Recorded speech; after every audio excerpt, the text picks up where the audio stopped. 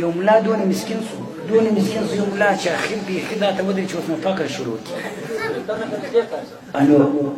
د کور د درګاه چې راوتې یو سړی ښایسته ځوان ورته ودرېدی باره وایي ته ما پېژنې مولي صاحب وایي دا تا څه پېژنم باره زه شیطان یم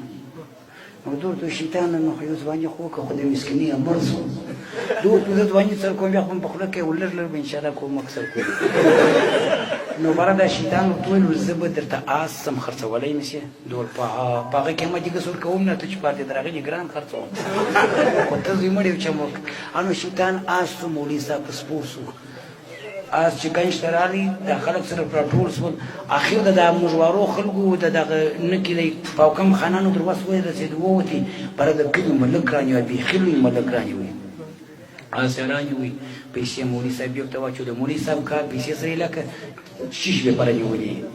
آسو ملک په مخه راواخي ملک چې در کلي ته رانږدې سو فکر یې وکړي چې اوس کلي ته ورسې ملک کاکو په څو جراني وو څنګه جراني وو د کمې خوا دې کې او دا چا راوستې باره کیسه سره اوږدې لمونځ درته قضا کېږي نو یا راسه لمونځ وکړه آس یې په یو خاشه پرې وتړي او داسې تازه کړي لمونځ یې وکړي لمونځ یې وکړي چې را روان سو چې دا لږ راتېر سو آس چې دا زور کړه هغه ترخه وه یا خاشه وه هغه یې وکښه د بیخ دی په چابک سو هغه دین چابک سو دی په ځغاست هغه په ځغاست سو سره منډې سولې آس د موږي په غار زنده ننه سو ملک هریان سو اوس دی خو پر دې نه دی هریان سم چې د آس تو سو اوس کلی څنګه پوه کړي چې آس د موږي په غار دننه سو نو هغه یې واه ملک خو دونه خره درواغ نو سړی نه وایي دا بیخي نو را روان سو کلي ته فکر وایي دا څنګه پېښه وسوه کلي ته چې راغلي دا کلي خلک هم د آسانو شرکیان یو پنځه ګامه در دا کلي مخ ته ورغلي دا خلک چې او ملک اکو آس ټول آس کسانو پسې هیله کوي اوس دی یې پوه کوای نه شي څوک ورته ومني نو خود به ومني هلته برته به بغلي کې وایي په قرآن چې ګیله جوړ کړه ملک اکو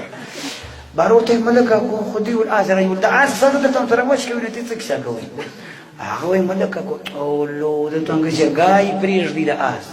انو خیر ملک اکو ته ګپ درد ورغلی چې موږ سار پوښتنه وکړو یو او تبا د ملک راغلی ګنج ته بری فکر وکړ چې ملا د دغه خوا راغلی ته راسه یې پوښتنه پر وکړي نه دی کیا پیدا ملا ګسه به سر ورسره خلاص کړه پیسې به ځینې واخلي چې دا در دا ګنج راوتي مولوي صاحب په خبر هغه مولوي صاحب روغبړو سو مولوي صاحب سر په خلاص شو جوړه کو ختلې نو ګورې څنګه کار سوی آس غورځولي دي فشار ماته اباره نو ملک اکور ته چې مولوي صاحب جوړ په خیر ول یو دوی د کې نه سره کښېنستلي وایي سر به سر کوس کړی وایي ولکې چې کښېنسته بره ملک اکور ته وایي وایي ولاکه درته ویلی یم په ولاکه څنګه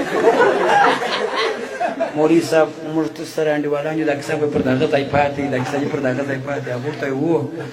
وایي ولاکه درته شرمېږم مولوي صاحب نسي اوس نسي ورته وویلی چاته بارم مولوي صاحب یا مشکل نشته بس کیسه به دلته پاتې هېڅ مشکل نشته خیر ووایه څنګه کار دی ورو مولوي صاحب ته خوا مه بده وه هغه ستا آس د موږي په غار دننه مولوي صاحب الاس د موږي په غار چې یم نه راسره منې نو خلک یې ولاړ باره موږ دغه کلي سره ابار شو